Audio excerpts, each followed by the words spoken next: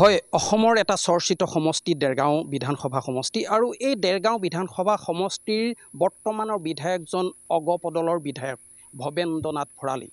এই ভৱেন্দ্ৰনাথ ভৰালী যিজন বিধায়ক, এই বিধায়কজনে দেৰগাঁও সমষ্টিটোৰ বাবে কি কৰিলে কি নকৰিলে ইয়াক লৈ বিভিন্ন সময়ত প্ৰশ্ন উদয় হয় আৰু উন্নয়নৰ ক্ষেত্ৰত বিধায়কগৰাকী কিমান সফল কিমান বিফল এই ক্ষেত্ৰত বিভিন্নজনে কিন্তু সমষ্টিবাসী ৰাইজে কিন্তু বিভিন্ন সময়ত সমালোচনা কৰি আহিছে আৰু কিন্তু অতি গুৰুত্বপূৰ্ণ বিষয় ইয়াক লৈ যদি সমালোচনা কৰা হয় বিধায়কগৰাকীৰ বিৰুদ্ধে যদি সমালোচনা কৰা হয় ভৱেন ভৰালীৰ আশে পাশে থকা গাতে লাগি থকা বহু নেতা কৰ্মীয়ে কিন্তু তীক্ষ্ণ বান নিক্ষেপ কৰে যেহেতু বিধায়কগৰাকীক ৰক্ষণাবেক্ষণ দিবলৈ চেষ্টা কৰে।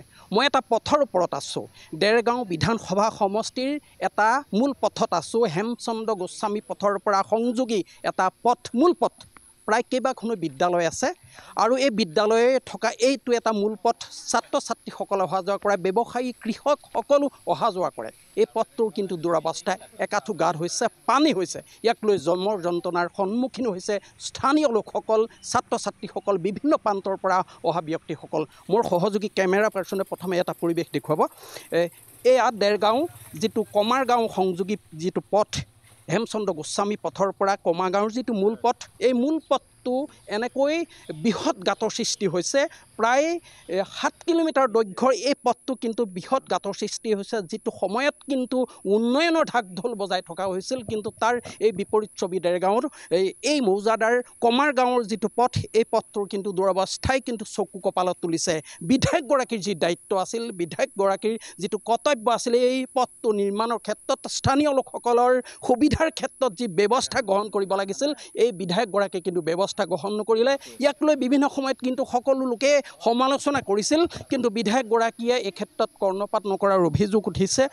ইয়াক লৈ কিন্তু স্থানীয় লোকসকল প্ৰতিবাদমুখৰ হৈছে আৰু এনেকৈ কিন্তু স্থানীয় লোকসকল ওলাই আহিছে, বিধায়কগৰাকীৰ বিৰুদ্ধে কিন্তু ক্ষোভ ব্যক্ত কৰিছে স্থানীয় লোকসকল আছে। আৰু বিশেষকৈ এটা কথা ক'ব লাগিব, প্ৰতিদিনে শ লোক অহা যোৱা কৰে, লোক অহা যোৱা কৰে। এই পথটোৰ কিন্তু আজি এনে অৱস্থা দেখিবলৈ পোৱা গৈছে। স্থানীয় লোকসকল আছে, তেওঁৰ পৰা জানিম, যিহেতু এই পথটো এটা মূল পথ, দেৰগাঁও বিধানসভা সমষ্টিৰ এটা মূল পথ, কিন্তু আজি এনে দুৰৱস্থা, কি ক'ব মানে এইটো ৰাস্তা আপোনাৰ পণ্ডিত হেমচন্দ্ৰ গোস্বামী যিটো মূল পথ আছে তাৰ পৰা সংযোগী এটা পথ, বিভিন্নখন গাঁৱলৈ গৈ আপোনাৰ নাহৰণি হৈ এনেকৈ পেলাই ওলাইছেগৈ। এইটো এটা বহুত দীঘলীয়া ৰাস্তা, গোটেই ৰাস্তাটোৰ কিছু অংশ এনেকুৱাই দুৰৱস্থা হৈছে, এইটো এটা টকনি পুখুৰী নহয়, এইটো এটা বৃহৎ পুখুৰীৰ ৰূপ লৈছেগৈ।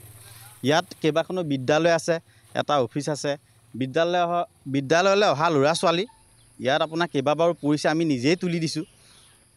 মৌজাদাৰ অফিচটো ইয়াতেই আছে, মৌজাদাৰ অফিচলৈ বহুত মানুহ আহি আছে। ৰাস্তা আপোনাৰ বেটেৰী ৰিক্সা নোসোমায়, বেটেৰী ৰিক্সাই কয় যে পইচা দিলেও আমি এইটো ৰাস্তাত যাব নোৱাৰোঁ, যিখিনি কষ্ট পাবলগীয়া হয় বেটেৰী ৰিক্সাই, সেইকাৰণে বেটেৰী ৰিক্সাই ইয়াত নোসোমায়। সেই মানুহসকল যেতিয়া খোজকাঢ়ি যাবলগীয়া হয় তেওঁলোকে মুখেৰে ভোৰ ভৰাই যায় যে ইমান বেয়া ৰাস্তা, দেৰগাঁৱতো ইমান বেয়া ৰাস্তা আছেনে। আমি এইবিলাক কথা নিজে শুনা, এইবিলাক আমি নিজে শুনি আমি নিজৰ বহুত হেৰি কৰিছোঁ।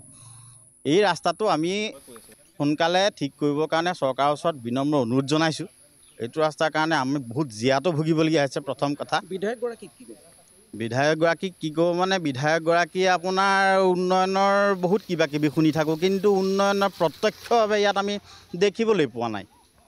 উন্নয়ন বুলি কোৱা হৈছে এই দেৰগাঁও সমষ্টিত কিন্তু সৰ্বত্ৰে চৰ্চিত হৈ আছে বিভিন্ন বাট পথ, যি উন্নয়নৰ ঢাক ঢোল বজোৱা হৈছে, এনেকুৱা শোচনীয় পথ, কি ক'ব এই মুহূৰ্তত?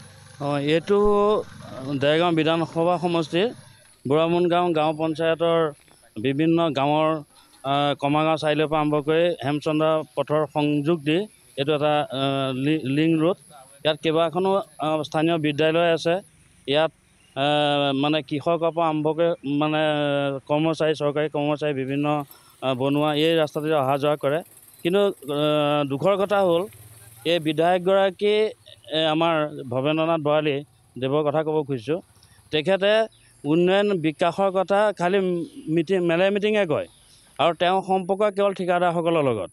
এই পথটো আজি 2-3 বছৰ ধৰি এই পুখুৰী সদৃশ ডাঙৰ ডাঙৰ গাঁত, তেওঁলোকৰ মানুহ, তেওঁলোকৰ দলৰ মানুহ, তেওঁলোকৰ সদায় সঘনে জড়িত থকা ঠিকাদাৰো এইটো পদ্ধতি গৈছে, কিন্তু এই পথটো মেৰামতি সম্পৰ্কত তেওঁলোকৰ কোনো আজিলৈকে মাত শুনা নাই আৰু কোনো বিভাগৰ কোনো ধৰণৰ অনুৰোধ বা নিবেদন জনোৱা হোৱা নাই।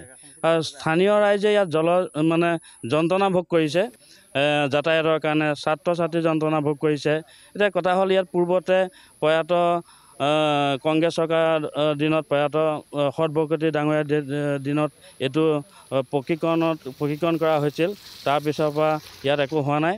গতিকে আমি এটা কথা আপোনালোকৰ মাধ্যমেদি চৰকাৰৰ দৃষ্টিগোচৰ কৰিছোঁ যে মাননীয় বিধায়ক ভৱেন্দ্ৰনাথ ভৰালী কেৱল মাত্ৰ কথাতহে আবদ্ধ হৈ আছে, কামত নাই।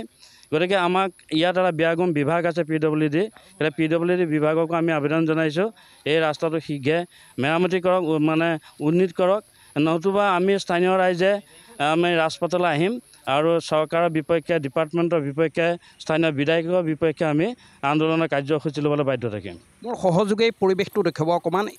এইটো পথ লোক নিৰ্মাণ বিভাগ বোলা এটা ব্যাগুম বিভাগ আছে, কিন্তু এই বিভাগটোৰ যিটো দায়িত্ব আৰু কৰ্তব্য আছিল, কিন্তু দায়িত্ব কৰ্তব্য সম্পূৰ্ণৰূপে বিফল হৈছে। দায়িত্ব তেওঁলোকৰ যি আছে সেই দায়িত্ব তেওঁলোকে কোনো কাৰণেই পালন কৰা নাই। আৰু বিশেষকৈ এটা কথা ক'ব লাগিব, লোক নিৰ্মাণ বিভাগৰ বহু কৰ্মচাৰী, বহু ব্যাগুম নেতা, বহু ব্যাগুম বিষয়া এই পথেদি অহা যোৱা কৰে, কিন্তু আজি এনে দুৰৱস্থা আজিও কিন্তু তেওঁলোকৰ দৃষ্টিত পৰা নাই। আৰু বিধায়কগৰাকীৰ যিটো দায়িত্ব হ'ব লাগিছিল, যিগৰাকী বিধায়কৰ সংৰক্ষিত সমষ্টি আছিল,